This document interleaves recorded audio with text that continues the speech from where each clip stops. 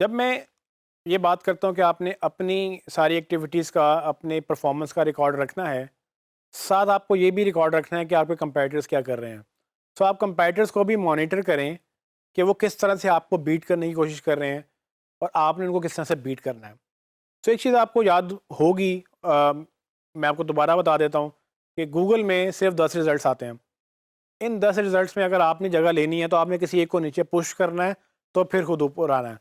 अगर आप नंबर 1 पे नहीं है, तो आपको नंबर 1 पे आने के लिए नंबर 1 को नीचे करना पड़ेगा। नंबर 1 नंबर 2 पे आएगा, नंबर 2 नंबर 3 पे जाएगा, नंबर 3 नंबर 4 पे जाएगा। हो सकता है कि नंबर 5 नीचे चला जाए या वो टॉप पेज से निकल जाए। तो यही सर्वाइवल की गेम है।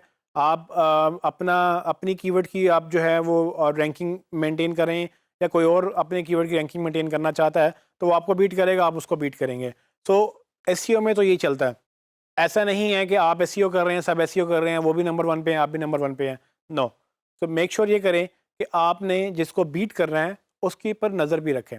नज़र रखने के लिए अगेन आप क्या कर सकते हैं, आप वही टूल यूज़ कर सकते हैं जिसमें आप कॉम्पिटिशन, उसकी रैंकिंग, उसकी मॉनिटरिंग, उसका कंटेंट कौन सा नया आ रहा है, उसके कीवर्ड कौन से यूज़ हो रहे हैं।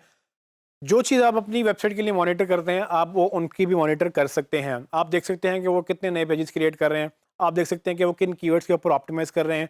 जिस तरह से एसईओ को एक के साथ मैंने आपको बताया था कि आप अपने पेज का ऑडिट करते हैं, आप उनके पेज का भी ऑडिट करेंगे कि भाई इन्होंने ये पेजेस बनाए, किस तरह से उन्होंने टाइटल बनाया, किस तरह से उन्होंने कंटेंट में डेंसिटी मेंटेन की है, किस तरह से हेडिंग्स बनाई हैं, किस तरह से लेआउट बनाया, कंटेंट कितना लंबा है, इमेजेस कैसे हैं, पेज की स्पीड क्या है। ये सब चीज़ें पब्लिक इन्फॉर्मेशन होती है, आप किसी भी वेबसाइट के ऊपर चेक कर सकते हैं। तो ना सिर्फ आप अपनी वेबसाइट के ऊपर ये चेक करेंगे, आप अपने कंपेटिटर को भी देखेंगे कि वो कौन से नए आइडियाज़ लेकर आ रहे हैं, वो कैसे आपको बीट करने की कोशिश कर रहे हैं। सो अगर आप भी थोड़ा सा ये कंपटीशन को अगर आप अपने विजिलेंस मोड में रहेंगे, तो आपको इससे ये फ़ायदा होगा कि आप कोई चीज़ ऐसी मिस नहीं करेंगे जो शायद आपके कंपेटिटर कर रहे हों और आप ना कर रहे हों। बल्कि आपको इससे ये ज़रूर फ़ायदा होगा कि आप ये देख सकेंगे कि वो क्या कर रहे हैं और आपको एक्स्ट्रा क्या करना है जो वो नहीं कर पा रहे हैं। फॉर एग्जांपल अगर वो भी सारी ऑन पेज बड़ी अच्छी करते हैं, आप भी ऑन पेज बड़ी अच्छी करते हैं, तो आप लोग बराबर हुए गूगल की नज़र में, क्योंकि गूगल उनको भी रैंक करने की कोशिश करेगा, आपको भी रैंक करने की कोशिश करेगा। डिफरेंशिएशन कहाँ पे आएगी?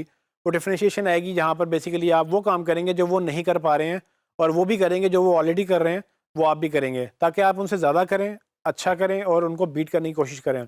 इसमें सबसे ज़्यादा जो चीज़ें मेन आती हैं वो अगेन वेबसाइट के ऊपर बात आ सकती है कि उनका वेबसाइट अच्छा नहीं है, उनका स्ट्रक्चर अच्छा नहीं है, उनका लेआउट अच्छा नहीं है, स्पीड अच्छी नहीं है, या वो कंटेंट ही नहीं क्रिएट कर पा रहे हैं। तो आप अपने रिसोर्सेज लगाएंगे उन सारी चीज़ों के ऊपर जो आपके कंपेटिटर लगा रहे हैं, क्योंकि हमने उनको बीट करना है। ये याद रखिएगा कि अगर आपने गूगल में रैंक करना है तो किसी को बीट करना है, तो आपने रैंक करना है, अदरवाइज हमारे पास कोई ऑप्शन नहीं है।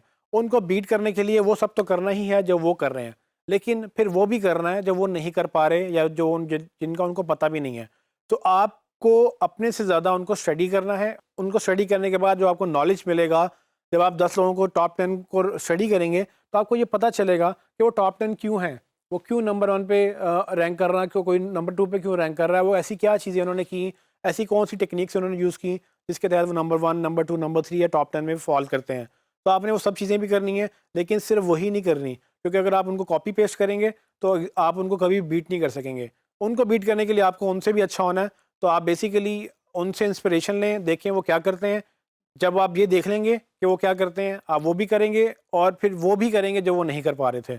इससे क्या होगा कि आपका एक उनके ऊपर एक एज होगा, आप ज़्यादा बेहतर काम करेंगे और गूगल आपको इसका रिवॉर्ड करेगा, और अल्टीमेटली आप उनको बीट कर सकेंगे।